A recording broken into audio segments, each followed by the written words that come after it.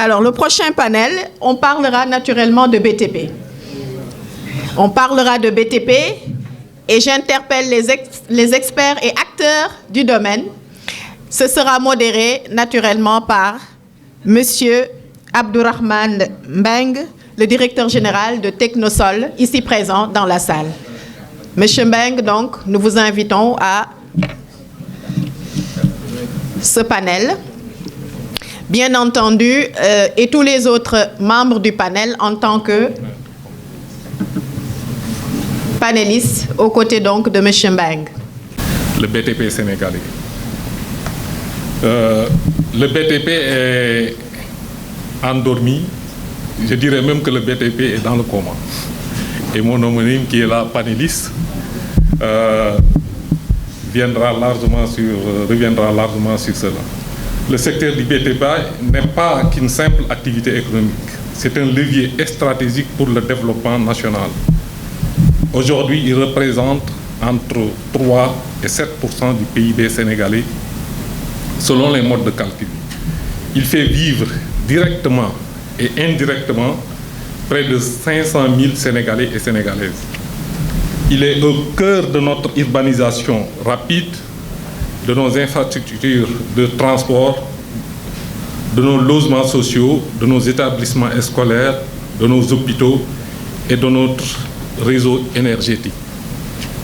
Derrière chaque pont, chaque route, chaque immeuble qui sort de terre, ce sont des entreprises sénégalaises, des ingénieurs, des ouvriers, des artisans et des PME qui travaillent au quotidien pour bâtir notre avenir. Mais hélas, depuis quelque temps, des signaux de fragilité apparaissent. Tenez-vous bien. En 2024, le chiffre d'affaires du secteur a reculé de près de 2,6%, avec une baisse encore plus prononcée de près de 10% au quatrième trimestre. Les retards de paiement des marchés publics pèsent lourdement sur les trésoreries des entreprises locales.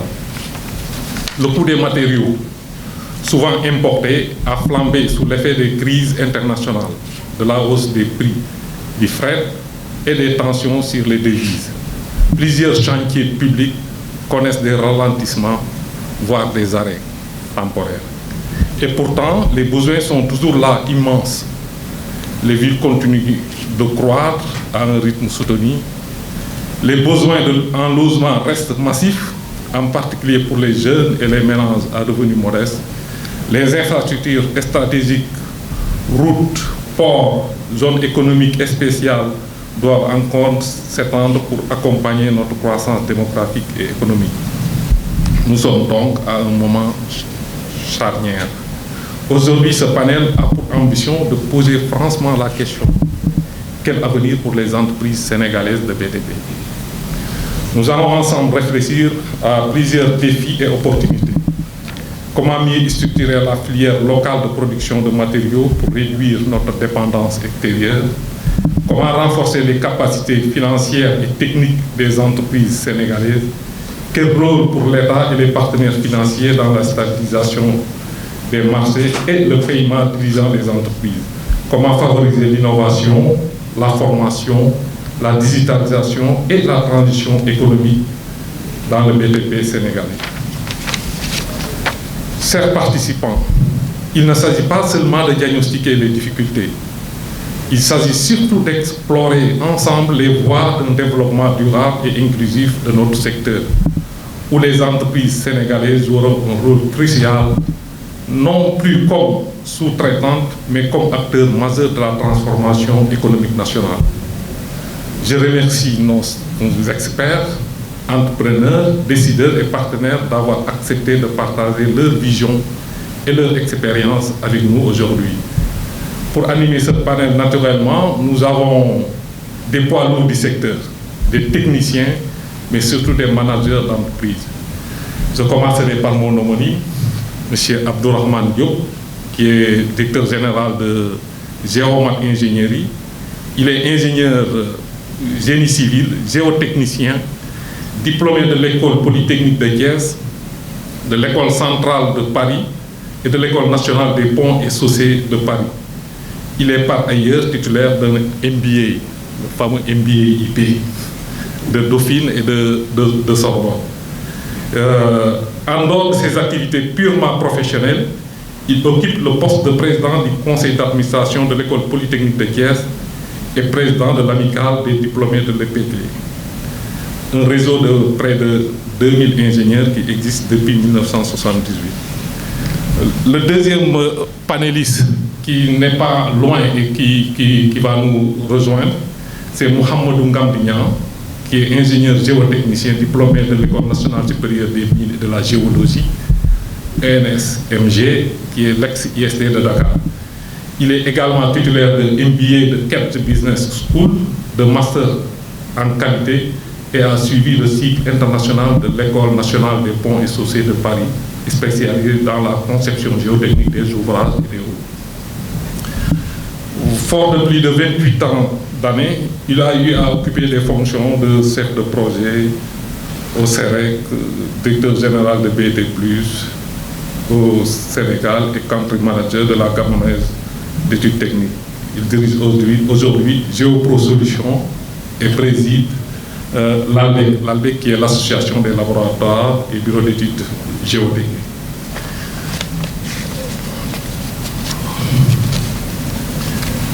Comme panéliste encore, nous avons Dr Sakho, donc qu'on ne présente plus, donc qui est même le parrain de ce forum. On a eu à présenter dans le panel précédent, on a eu à le présenter largement, donc je pense que pour gagner du temps, on peut passer directement à l'essentiel. Il y a M. Ndir aussi qui est le président du syndicat professionnel des entreprises de BTP du Sénégal, directeur général de S3E, qui devait être avec nous, mais malheureusement, il vient de la Mecque jeudi et qui donc on lui a vraiment recommandé de se reposer, contrairement au DG de Sonacos qui a eu à faire le déplacement. Donc, comme vous le voyez, on a des experts chevronnés et un public aussi expert. Donc, ce panel est parti pour être un espace de réflexion lucide, de propositions concrètes et d'ambitions renouvelées. Donc, sans plus tarder, nous allons faire un premier tour de table en parlant de l'environnement du secteur du BTP. On va commencer par mon nom. Donc, M. Diop, pouvez-vous rapidement nous faire le diagnostic actuel du secteur des BTP? Je vous demande... Le leadership donc, des chefs d'entreprise sénégalaises et également les remercier de nous avoir associés à ce panel. Pour répondre rapidement à la question, on peut l'analyser sous deux angles. D'abord, il faut comprendre que le secteur du BTP est cyclique, le niveau d'activité est cyclique. Si vous regardez les statistiques de la NSD, donc sur lesquelles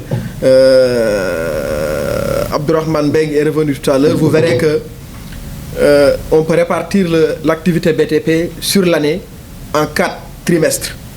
T1, T2, T3, T4. Souvent, le premier trimestre du mois de janvier au mois de mars, les activités sont au ralenti, mais commencent à monter un peu. À partir du deuxième trimestre, on voit une activité qui flambe. Quand vous regardez, vous voyez toujours les pics, c'est au niveau en partie de ce deuxième trimestre. Et le troisième trimestre, comme vous l'imaginez, c'est la période hivernale dans notre pays. Et la période hivernale est la période de vache maigre du secteur des BTP. Donc ça rechute. Et immédiatement après, à partir du quatrième trimestre, donc à partir du mois d'octobre, vous voyez que c'est là vraiment qu'on a les grands pics. Parce que c'est la reprise de l'activité et aussi c'est la course avant la fin de l'année. Et après, le cycle reprend. Ça, c'est récurrent. Chaque année, c'est cyclique. Et quand même, vous regardez les chiffres d'affaires des entreprises de BTP, en tout cas celles qui regardent régulièrement, donc mensuellement, leur activité à travers des états financiers mensuels, vous verrez, vous retrouverez donc cette évolution cyclique. Maintenant, on regarde aussi de façon annuelle et aussi par rapport à ce qui s'est passé sur ces dernières années. Il est tout à fait normal, hein, on comprend que sur l'année 2024, l'année 2025 qui est une année post-électorale, que l'activité soit au ralenti, même si on ne s'attendait pas à un ralentissement aussi grand. Mais c'est quelque chose qui est prévisible parce qu'après chaque élection, il y a les périodes préélectorales, post-électorales, l'activité est au ralenti. Ça se comprend un peu, mais peut-être pas autant. Par contre, ce serait très réducteur de limiter, en tout cas de limiter l'analyse de la baisse du niveau d'activité dans le secteur des BTP à cette période préélectorale. Il faut réfléchir de façon plus globale. Quand vous regardez les analyses, donc les statistiques de l'ANSD, vous verrez que sur 2021, 2022, 2023, depuis la fin de la Covid, chaque année, il y a une forte croissance du secteur du BTP. Normalement, les entreprises de BTP devraient pouvoir traverser cette période difficile, fin 2023, préélectorale, 2024, jusqu'en début 2025. Mais pourquoi c'est encore plus difficile? C'est parce que pendant cette période de vache grasse, pendant 3 ans, 2021, 2022, 2023, le secteur du BTP sénégalais n'a pas profité de ces grands projets d'infrastructure dans le domaine du BTP qui ont été réalisés. Parce que tous ces projets ont été réalisés pour la grande partie par des entreprises, des multinationales étrangères. Vous n'imaginez pas même que sur certains grands projets, que ce soit le BRT, que ce soit l'autoroute Ila Touba, même les études géotechniques ont été réalisées par des entreprises chinoises. Même les études géotechniques, ce qui était inimaginable il y a quelques années. Donc, imaginez maintenant la géotechnique qui est quand même un métier assez spécialisé. Maintenant, imaginez la sous-traitance sur des métiers que les entreprises, les grandes entreprises savent faire. Donc, c'est ça qui a fait que les entreprises de BTP n'ont pas eu de réserve. Et quand cette période préélectorale, post-électorale est arrivée, les entreprises étaient déjà à terre, donc c'est encore plus difficile. Aujourd'hui, il y a des projets qui sont à l'arrêt, pas parce que l'État du Sénégal a demandé de les arrêter, comme par exemple les chantiers sur la corniche qui sont à l'arrêt, ou bien d'autres projets comme le PSD avec les études environnementales qui doivent être réalisées. Mais il y a beaucoup d'autres projets qui sont arrêtés simplement parce que les entreprises de BTP, de grandes entreprises comme CSE et d'autres, n'ont plus les moyens de poursuivre les travaux. Pourtant, si immobiliser leur matériel, immobiliser leur personnel leur coûte plus cher. Mais elles n'ont même plus les moyens de produire. Parce que pendant les dernières années, où il y avait eu de l'activité, elles étaient mises en rade au profit d'entreprises internationales. Donc, c'est globalement tout ça qui fait que le secteur est très difficile. Donc, avec en plus, comme l'a dit tout à l'heure mon homonyme, les retards sur le paiement des entreprises.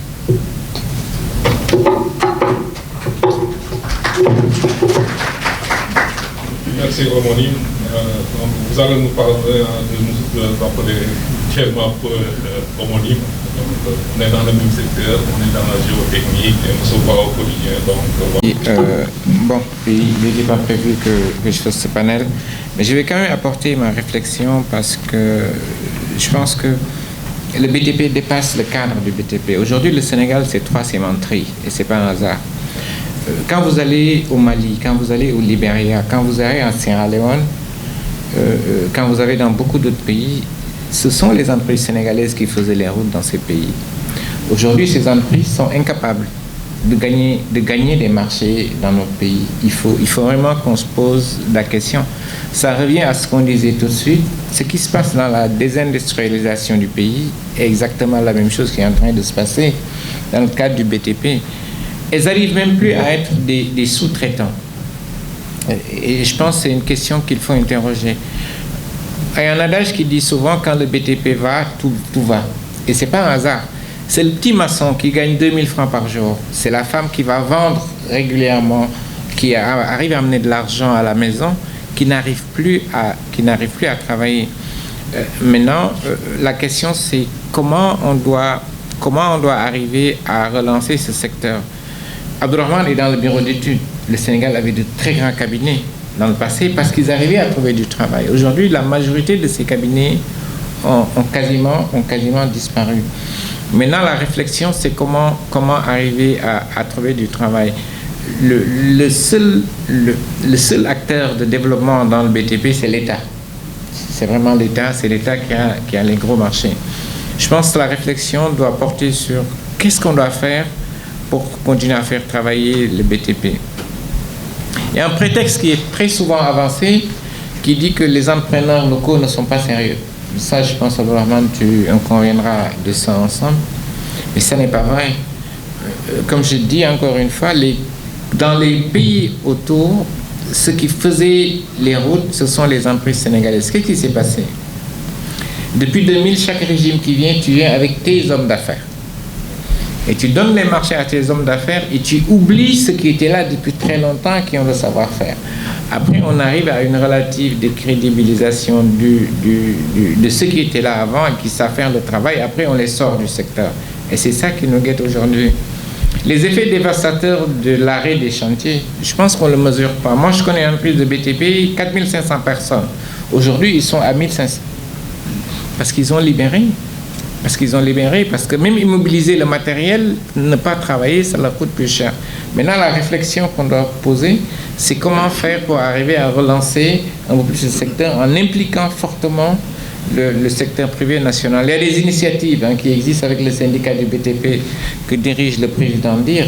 Et je pense que c'est des initiatives qu'il faut encourager si on veut arriver à faire redémarrer le secteur du BTP. Merci, docteur. Je pense que là, ils ont leur État derrière. Par exemple, Henan Chine n'a pas de problème de trésorerie, ni de problème d'argent. Si Henan Chine a des problèmes, il y a l'Exim Bank chinoise qui est derrière, qui finance. Si vous prenez Eiffage, actuellement, on traverse des problèmes. Il y a des problèmes de paiement de salaire pour certaines entreprises locales que je ne vais pas citer. Mais pour Eiffage est chapeauté par Eiffage Mère, qui prête de l'argent comme si c'était une banque. Et ils règlent leurs problèmes. Et les entreprises locales sénégalaises n'ont pas ces moyens. Donc, voilà quoi. Donc, et là, ça nous fait rebondir sur la deuxième question, c'est-à-dire sur la concurrence et les marchés publics. Les entreprises sénégalaises peuvent-elles aujourd'hui rivaliser avec les grandes multinationales présentes sur le marché public homonyme? En tout cas, des premiers pays à se doter de grandes écoles d'ingénieurs. L'école politique de Thiès qui existe depuis 1973 et qui, à sa création, était alignée à l'école polytechnique de Montréal, l'école supérieure polytechnique de Dakar, qui était l'ex-INSUT, l'Institut des sciences de la Terre, qui est devenu ESMG, et les écoles privées, j'en passe. L'Université de Saint-Louis, qui a maintenant l'IPSL, l'Université de Thiès. Le Sénégal regorge de hauts cadres dans le secteur de la construction. Et quand vous avez la chance de voyager en Afrique, vous verrez que dans toutes les grandes entreprises internationales, dans tous les pays en Afrique, vous trouverez des Sénégalais, partout. Et même parfois dans des secteurs. CSE a travaillé ici pour la première fois dans le secteur ferroviaire sur l'autoroute. Ils ont été co-traitants. Mais CSE, j'ai travaillé avec eux en 2014 pour la première fois dans le secteur ferroviaire au Niger, sur la route ferroviaire Niamey-Dosso, sur 150 km. C'est CSE et Sogea Satom qui étaient les deux entreprises qui étaient sur ce très grand projet d'infrastructure. Vous allez en Sierra Leone, toutes les routes, vous allez en Gambie, en Guinée, partout vous trouvez les grandes entreprises, en tout cas des entreprises sénégalaises, que ce soit les grandes entreprises, mais également les PME et PMI. Les bureaux d'études sénégalais voyagent beaucoup. Donc, le problème de compétitivité sur le plan technique ne se pose pas. Mais il ne suffit pas de la technique pour pouvoir être compétitif. Mon homonyme l'a dit tout à l'heure, on dit souvent que, comme l'a dit le docteur, les entreprises sénégalaises ne sont pas sérieuses. Ça, souvent, c'est à quoi je réponds. Moi, en tant que père de famille, et souvent, malheureusement, qu'est-ce qu'il dit? Ce sont les structures publiques. Moi, je suis père de famille, parce que l'État, c'est comme le père de famille. J'ai des enfants, tous échouent. On me dit, mes enfants ont tous échoué, c'est de leur faute. Non, je me pose la question. Si j'ai 10 enfants, 8 réussissent, 2 échouent, je peux dire que peut-être que les 2, c'est en partie à cause d'eux. Mais les 10 ne sont pas bons. Et moi, je dis partout, mes enfants, tous, ils sont nuls. C'est parce que je ne sais pas les éduquer.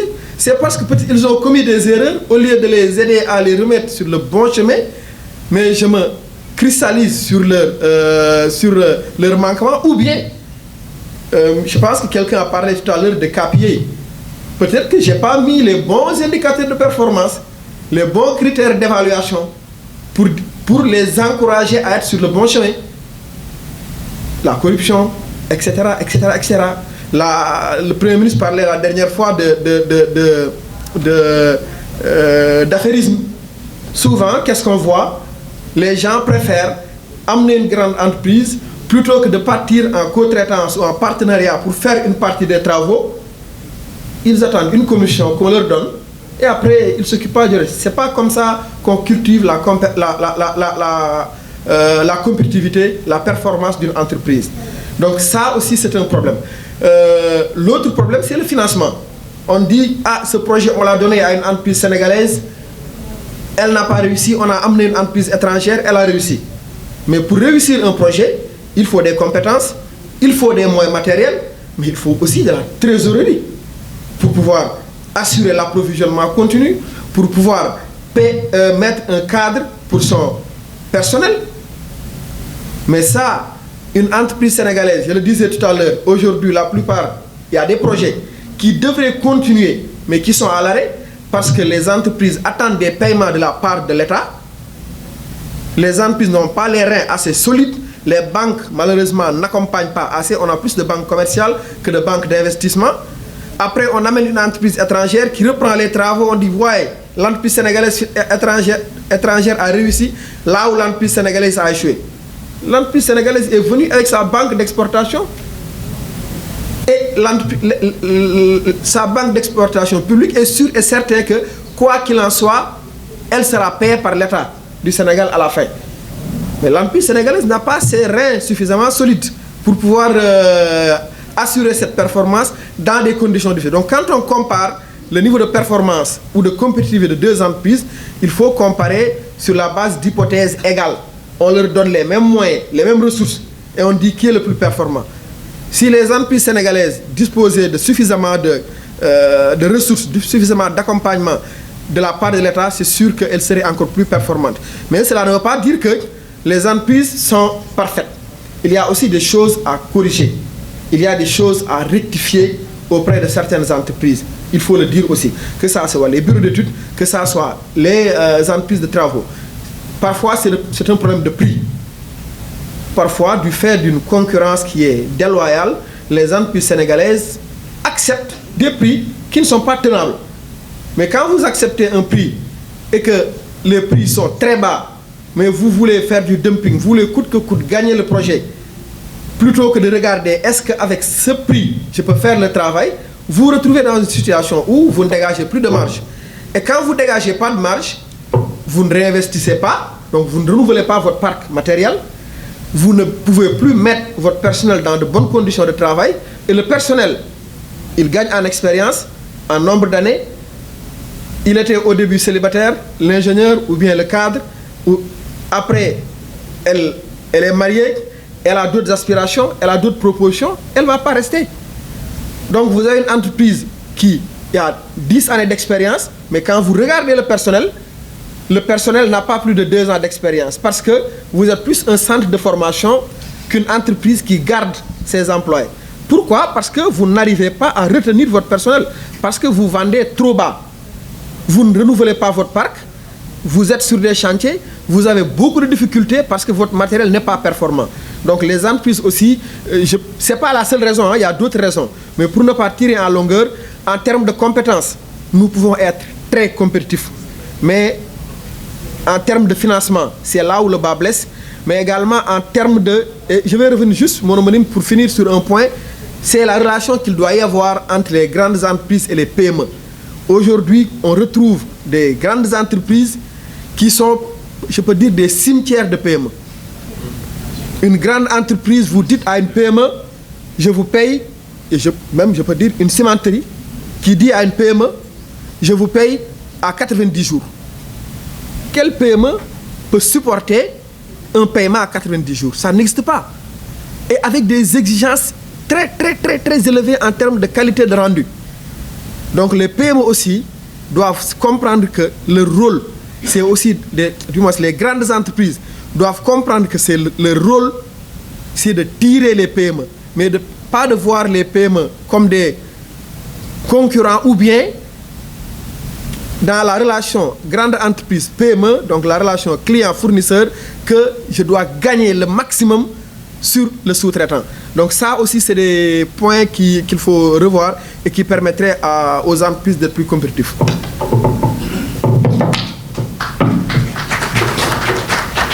Merci, homonyme. Je pense que là, vous avez... En tout cas, des premiers pays à se doter de grandes écoles d'ingénieurs. L'école polytechnique de Thiès qui existe depuis 1973 et qui, à sa création, était alignée à l'école polytechnique de Montréal. L'école supérieure polytechnique de Dakar, qui était l'ex-INSUT. L'Institut des sciences de la Terre, qui est devenu ESMG. Et les écoles privées, j'en passe. L'Université de Saint-Louis, qui a maintenant l'IPSL, l'Université de Thiès. Le Sénégal regorge de hauts cadres dans le secteur de la construction. Et quand vous avez la chance de voyager en Afrique, vous verrez que dans toutes les grandes entreprises internationales, dans tous les pays en Afrique, vous trouverez des Sénégalais, partout. Et même parfois dans des secteurs. CSE a travaillé ici pour la première fois dans le secteur ferroviaire sur l'autoroute. Ils ont été co-traitants. Mais CSE, j'ai travaillé avec eux en 2014 pour la première fois dans le secteur ferroviaire au Niger, sur la route ferroviaire Niamey-Dosso, sur 150 km. C'est CSE et Sogea Satom qui étaient les deux entreprises qui étaient sur ce très grand projet d'infrastructure. Vous allez en Sierra Leone, toutes les routes, vous allez en Gambie, en Guinée, partout vous trouvez les grandes entreprises, en tout cas des entreprises sénégalaises, que ce soit les grandes entreprises, mais également les PME et PMI. Les bureaux d'études sénégalais voyagent beaucoup. Donc, le problème de compétitivité sur le plan technique ne se pose pas. Mais il ne suffit pas de la technique pour pouvoir être compétitif. Mon homonyme l'a dit tout à l'heure, on dit souvent que, comme l'a dit le docteur, les entreprises sénégalaises ne sont pas sérieuses. Ça, souvent, c'est à quoi je réponds. Moi, en tant que père de famille, et souvent, malheureusement, qu'est-ce qu'il le dit? Ce sont les structures publiques. Moi, je suis père de famille. Parce que l'État, c'est comme le père de famille. J'ai des enfants. Tous échouent. On me dit, ah, mais mes enfants ont tous échoué, c'est de leur faute. Non. Je me pose la question. Si j'ai 10 enfants, 8 réussissent, 2 échouent, je peux dire que peut-être que les 2, c'est en partie à cause d'eux. Mais les 10 ne sont pas bons. Et moi, je dis partout, mes enfants, tous, ils sont nuls. C'est parce que je ne sais pas les éduquer.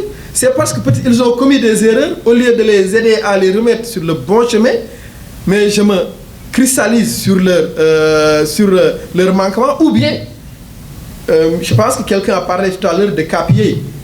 Peut-être que je n'ai pas mis les bons indicateurs de performance, les bons critères d'évaluation pour les encourager à être sur le bon chemin. La corruption, etc., etc., etc. Le Premier ministre parlait la dernière fois d'affairisme. Souvent, qu'est-ce qu'on voit? Les gens préfèrent amener une grande entreprise plutôt que de partir en co-traitance ou en partenariat pour faire une partie des travaux. Ils attendent une commission qu'on leur donne et après, ils ne s'occupent pas du reste. Ce n'est pas comme ça qu'on cultive la compétitivité, la performance d'une entreprise. Donc ça aussi, c'est un problème. L'autre problème, c'est le financement. On dit, ah, ce projet, on l'a donné à une entreprise sénégalaise, elle n'a pas réussi, on a amené une entreprise étrangère, elle a réussi. Mais pour réussir un projet, il faut des compétences, il faut des moyens matériels, mais il faut aussi de la trésorerie pour pouvoir assurer l'approvisionnement continu, pour pouvoir mettre un cadre pour son personnel.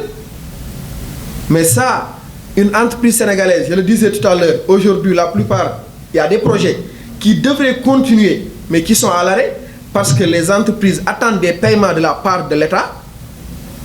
Les entreprises n'ont pas les reins assez solides. Les banques, malheureusement, n'accompagnent pas assez. On a plus de banques commerciales que de banques d'investissement. Après, on amène une entreprise étrangère qui reprend les travaux. On dit, ouais, l'entreprise sénégalaise étrangère a réussi là où l'entreprise sénégalaise a échoué.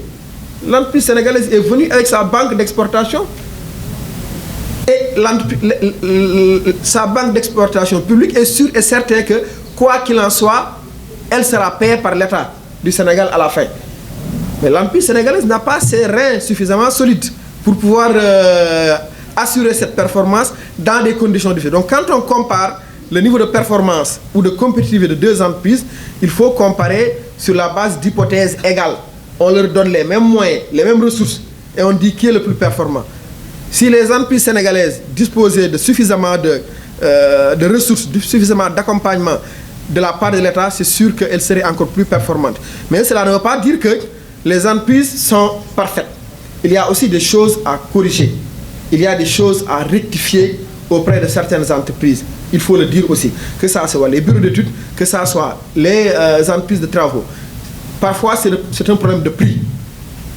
Parfois, du fait d'une concurrence qui est déloyale, les entreprises sénégalaises acceptent des prix qui ne sont pas tenables. Mais quand vous acceptez un prix et que les prix sont très bas, mais vous voulez faire du dumping, vous voulez coûte que coûte gagner le projet, plutôt que de regarder est-ce qu'avec ce prix, je peux faire le travail, vous vous retrouvez dans une situation où vous ne dégagez plus de marge. Et quand vous ne dégagez pas de marge, vous ne réinvestissez pas, donc vous ne renouvelez pas votre parc matériel, vous ne pouvez plus mettre votre personnel dans de bonnes conditions de travail, et le personnel, il gagne en expérience, en nombre d'années.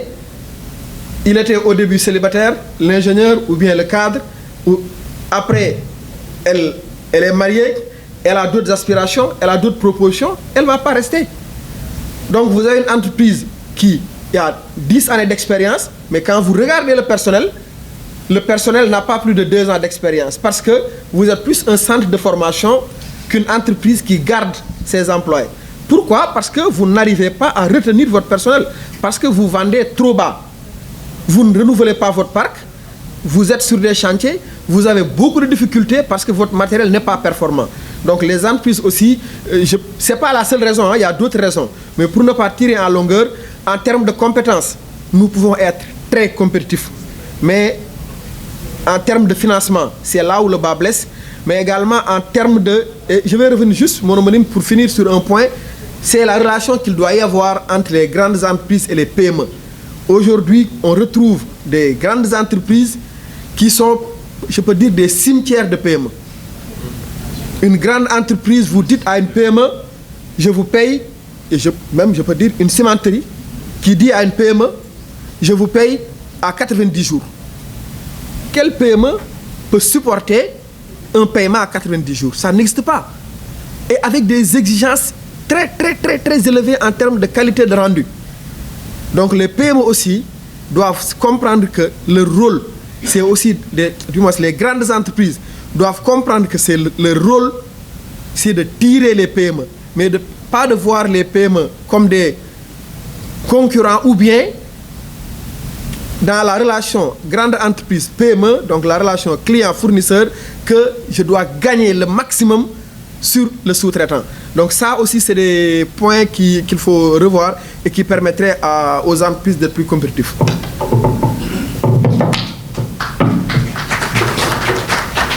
Merci, homonyme. Je pense que là, vous avez...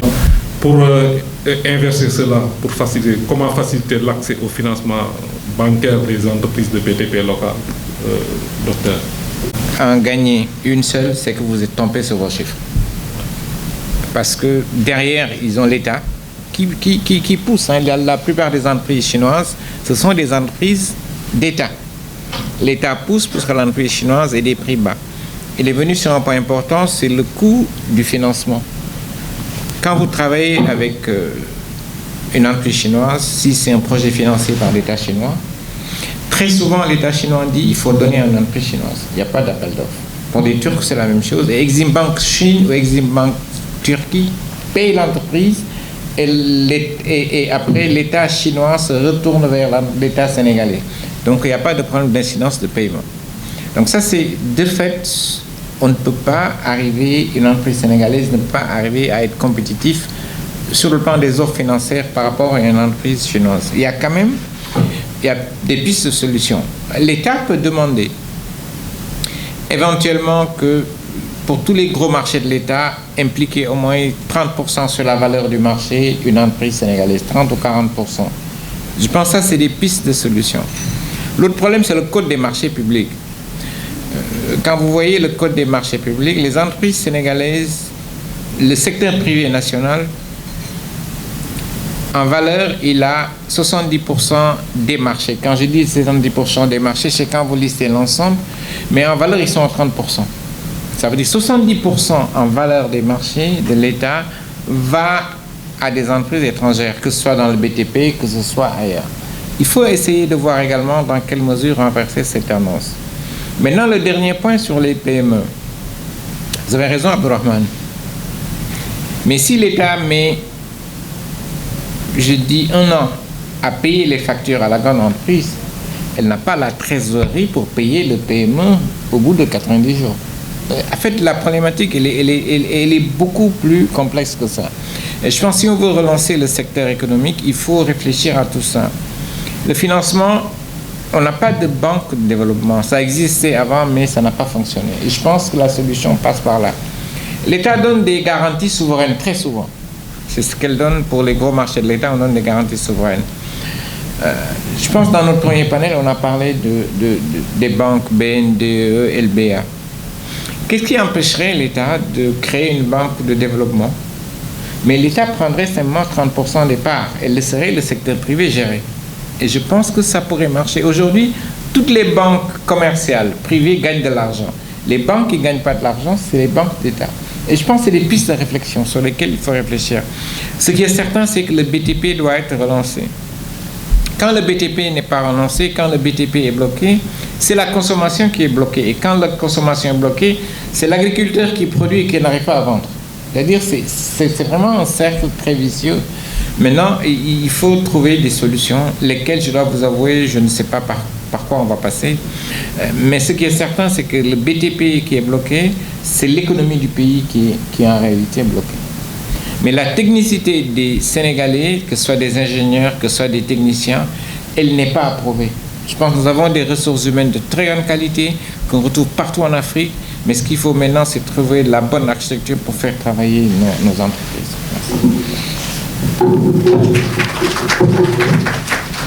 Merci. Ce sont les PME qui tirent l'économie du Sénégal. Donc, il faut tout faire pour que ces PME ne disparaissent pas au bout de 2 ans, 3 ans, comme malheureusement c'est le cas. Donc, je pense qu'on s'approche un peu de la fin, compte tenu du temps qui nous a été donné. Donc, pour les perspectives, je vais poser la même question à vous, et c'est cette question-là, c'est cette réponse-là qui servira de conclusion à ce panel. Quel rôle l'État et les partenaires techniques et financiers devraient-ils jouer pour soutenir le développement du secteur du BTP sénégalais? Je commence par là. Les bons mécanismes et trouver les bons mécanismes pour permettre au secteur privé d'avoir accès à la commande locale. C'est à ce niveau que ça se passe. Je ne pense pas qu'on a un problème de ressources humaines dans ce domaine. Je ne pense pas qu'on a un problème de compétences avec les entreprises. Mais il y a peut-être un point dont je n'ai pas parlé. Aujourd'hui, n'importe qui se lève dit je suis homme d'affaires. N'importe qui se lève dit je suis entrepreneur du BTP. Il faut peut-être qu'on aille un peu dans la cartographie des entreprises du secteur. Aller dans la cartographie, c'est savoir qui fait quoi. Et je pense qu'on en a parlé. Chaque régime qui vient, tu vas avec des hommes d'affaires. Alors que si tu vas dans la cartographie avec des corps qui sont bien identifiés, tu ne peux pas te lever un bon matin et parce que tu as de l'argent, tu dis je suis entrepreneur. Je pense que ça également, c'est un volet sur lequel il faut réfléchir. Merci. La mise à jour de la Constitution, ce point a été soulevé sur la classe de chantiers. On peut imaginer l'impact d'un arrêt de chantier dans l'économie. Ce n'est pas seulement les ouvriers qui travaillaient, qui sont arrêtés, qui n'ont plus de travail, mais tout l'écosystème autour. La dame qui vend le petit déjeuner, il y a énormément, et l'ouvrier à qui vous payez 5 000 francs la journée, qui va dépenser dans la boutique du coin, qui va subvenir aux besoins de l'éducation de ses enfants, ainsi de suite, ainsi de suite. Donc il est extrêmement important que ce patriotisme économique soit en place. Bien sûr, patriotisme économique ne veut pas dire être fermé aux entreprises étrangères, non. Les Sénégalais voyagent beaucoup et le Sénégal est et restera toujours le pays de la teranga. Par contre, ce qu'il faut changer, le paradigme qu'il faut changer, c'est de continuer à construire le Sénégal sans les Sénégalais. Le Sénégal se vante toujours d'avoir le plus grand réseau autoroutier en Afrique, dans la zone. Mais regardez, de Malick Sy jusqu'à maintenant Mbour, Fatick, Kaolack, regardez sur l'autoroute Dakar-Saint-Louis, combien d'entreprises sénégalaises ont participé sur l'axe Malick Sy jusqu'à Kaolack. Seul Jean Lefebvre a travaillé sur le lot 1, sur le premier tronçon. Depuis, aucune entreprise sénégalaise n'a travaillé sur ce réseau autoroutier-là. Vous regardez l'autoroute Dakar-Saint-Louis. Combien d'entreprises CSA a finalement travaillé, mais pour qu'elles puissent travailler sur ce projet-là, il a fallu qu'on crée une bretelle qui ne fait même pas partie du tronçon.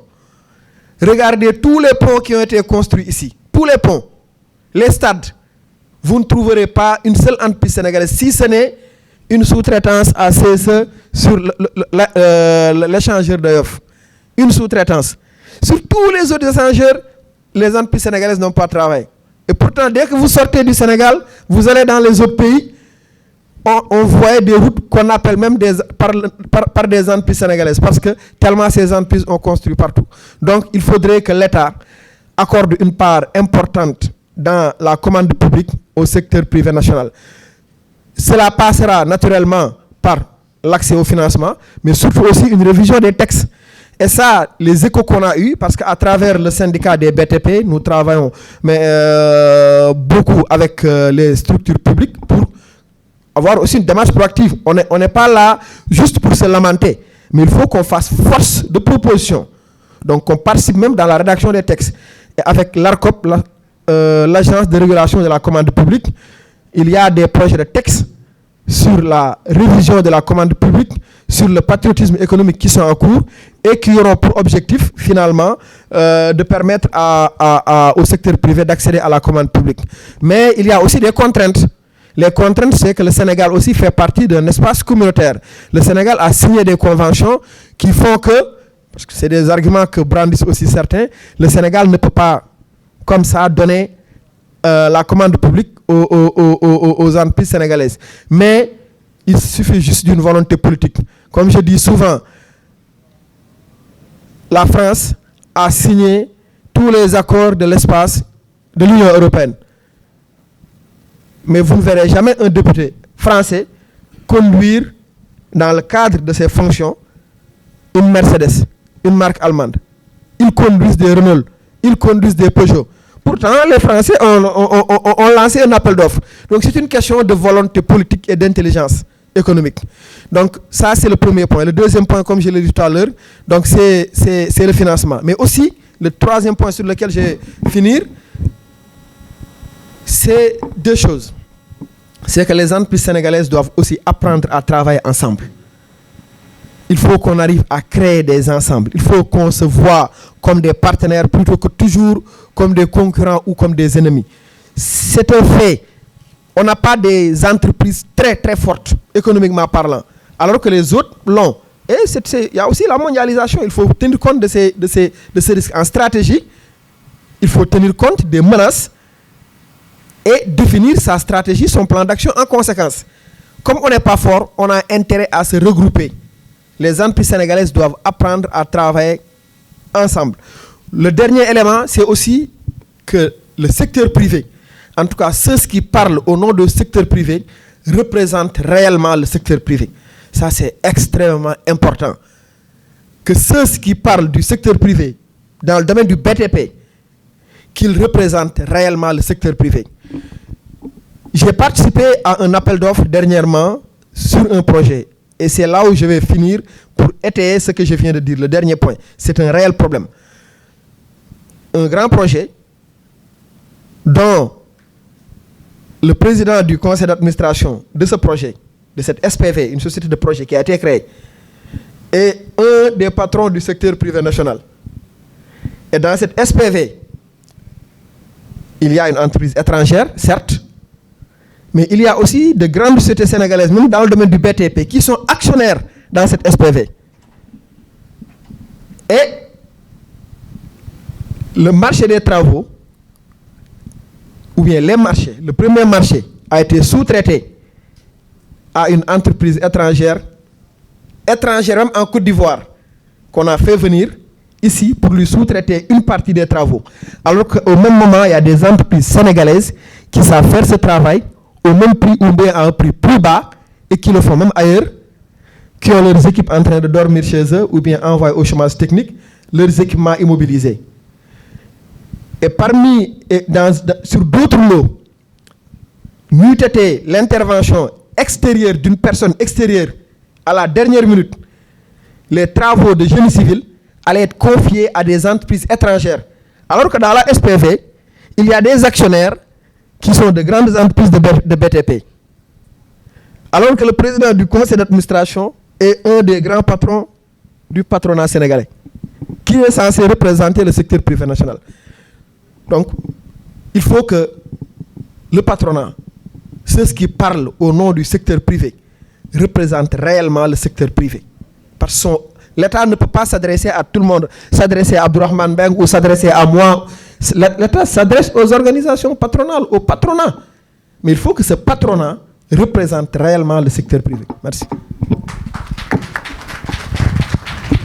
Et les échanges sont intéressants, mais malheureusement, nous sommes arrivés au bout du temps qui nous était imparti. Donc, je retiens que les entreprises sénégalaises ont su démontrer leur résilience, leur savoir-faire et leur engagement. Mais leur avenir dépendra largement de leur capacité à accéder à des financements stables, à maîtriser les chaînes d'approvisionnement locales, gagner en compétitivité technologique et organisationnelle et bénéficier d'une gouvernance publique efficace et prévisible. Le BTP est au cœur du projet national de développement. Les décisions que nous prendrons ensemble dans les mois et les années à venir détermineront non seulement le visage de nos villes, mais aussi l'avenir des milliers d'entrepreneurs, ouvriers et de jeunes professionnels sénégalais. Merci à nos panélistes pour la qualité de leurs interventions. Merci à vous tous pour votre participation active. Je vous souhaite, de fructueux échanges à poursuivre au-delà de ce panel. Ensemble, bâtissons durablement le Sénégal de demain. Je vous remercie.